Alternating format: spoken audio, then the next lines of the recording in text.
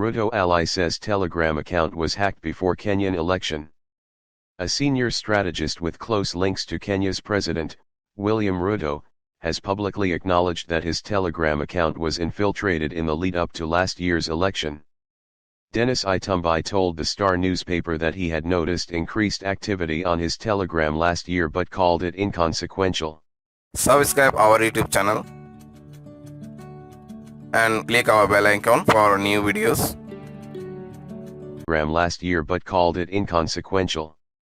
The admission followed the publication of an investigation by 24newsread.blogspot.com and 29 media partners into the activities of a hacking and disinformation specialist named Tal Hanan, a former Israeli Special Forces operative who with a team of associates sells his services in order to sway democratic elections.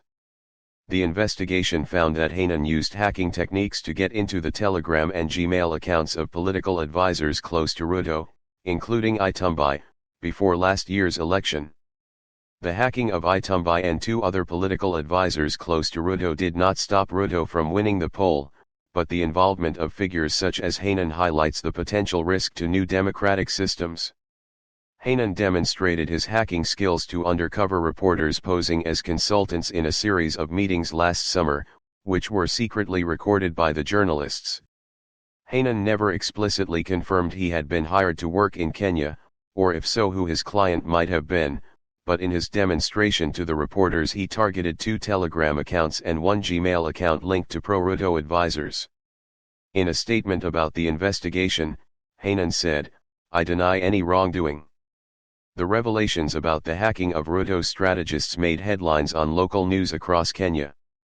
Initial disputes around the election results were dismissed by Kenya's Supreme Court, but Raila Odinga, the veteran opposition politician defeated in last year's election, has continued to challenge Ruto's victory.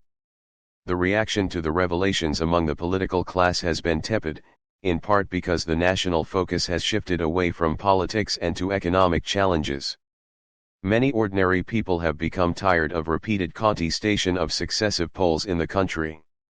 In a separate development, Odinga appears to have sought to preempt questions about the involvement of Israeli mercenaries in the election by claiming that he hired ethical hackers to try to provide him with evidence that last year's poll was rigged.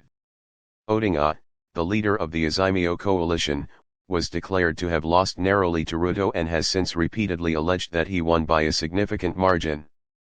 He has made similar claims after a series of electoral defeats over the last decade, and for his claims about the 2022 poll he has previously relied on the testimony of a supposed whistleblower from within Kenya's Electoral Commission, as well as supposed internal documents. This evidence has been dismissed by Kenya's Supreme Court and independent experts. "I had to look for ethical hackers to know the truth," Odinga told a Kenyan TV network, according to a report on Monday in the Citizen newspaper. He said the hackers were forced to leave Nairobi, the capital, to avoid surveillance, but he gave few further details nor offered any proof to support his statements. "We got them from abroad and they came with their machines. They had to go as far as Athi River, some in Kajiado, and even Kiambu, because they were being tracked for about a month," he said. Odinga's claim will further reinforce fears that the use of foreign disinformation specialists have become a routine part of political competition in Kenya, as well as elsewhere in Africa. On Thursday, 24newsread.blogspot.com revealed a failed plan by the hacking and disinformation specialist based in Israel to discredit Muhammadu Buhari and get Goodluck Jonathan re-elected as president of Nigeria in 2015. Google, which runs Gmail, declined to comment. Telegram said, "Accounts on any massively popular social media network or messaging app can be vulnerable to hacking or impersonation unless users follow security recommendations and take proper precautions to keep their accounts secure." Plan by the hacking and disinformation specialist based in Israel to discredit Muhammadu Buhari and get Goodluck Jonathan re-elected as president of Nigeria in 2015. Google, which runs Gmail, declined to comment. Telegram said, "Accounts on any massively popular social media network or messaging app can be vulnerable to hacking or impersonation unless users follow security recommendations and take proper precautions to keep their accounts secure." take proper precautions to keep their accounts secure. Subscribe our YouTube channel and click our bell icon for new videos.